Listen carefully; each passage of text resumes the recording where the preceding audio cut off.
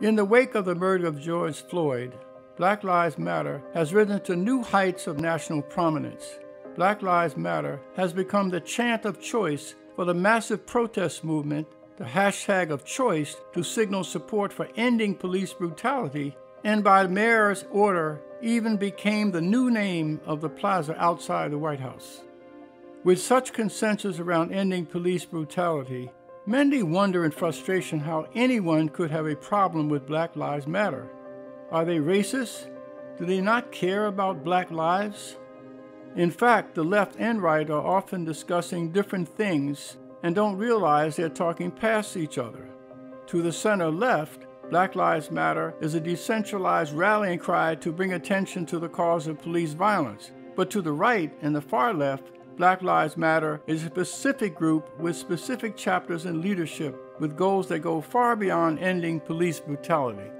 Black Lives Matter's, her story, began in 2013 when three self-described radical organizers, self-described trained Marxists, all with ties to explicitly socialist and communist groups, created the famed hashtag.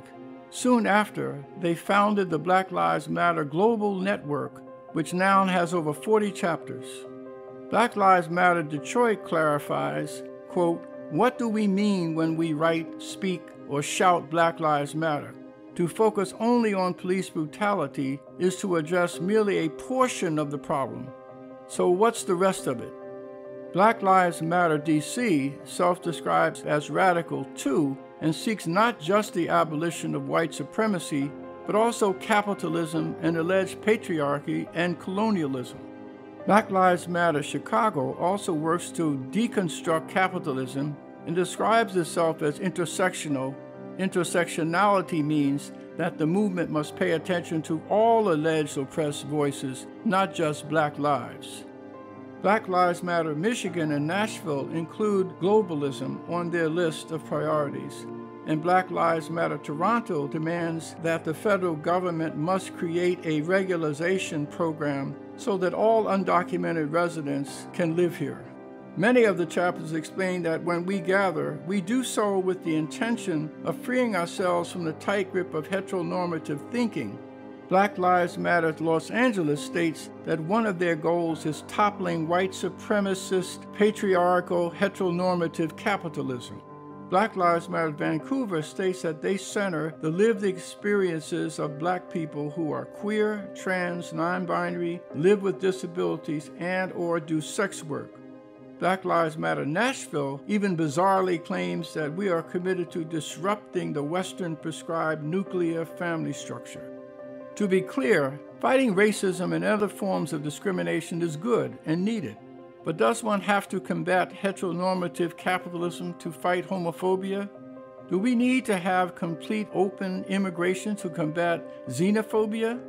Do we have to center people who do sex work? Black Lives Matter Vancouver demands abolishing police and prisons. Is that a realistic solution for poor neighborhoods?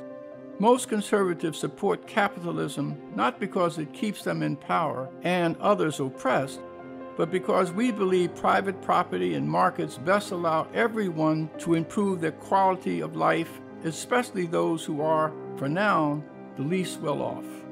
But Black Lives Matter Los Angeles insists it's not enough to replace white capitalism with black capitalism. We have to engage in cooperative economics. And the Black Lives Matter Global Network has supported some of history's most brutal communist dictators. When Fidel Castro died, they declared, "We are feeling many things as we awaken to a world without Fidel Castro. There's an overwhelming sense of loss complicated by fear and anxiety. Although no leader is without their flaws, we must push back against the rhetoric of the right and come to the defense of El Comandante." Black Lives Matter is attempting to co-opt people's desire to end police brutality into a much larger agenda. And it's working.